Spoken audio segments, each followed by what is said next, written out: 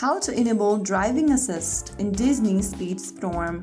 Hello everyone, welcome back to Crazy Gamer. In this video we are learning how you can enable the driving assist in Disney Speedstorm game so that you can stay on track, automatically steer around curves and focus on racing strategy.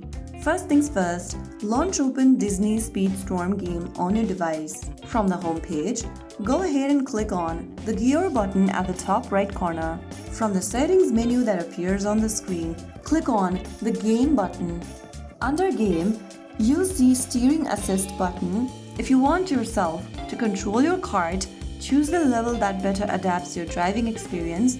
Simply go ahead and enable the steering assist button, and you can go ahead and set it up to high, low, medium. Just don't turn it off. You can select whether high, low or medium, and once you do that, you can head back to the home page and start a game. Once you have this driving assist enabled, it is great for beginners or when using smaller devices.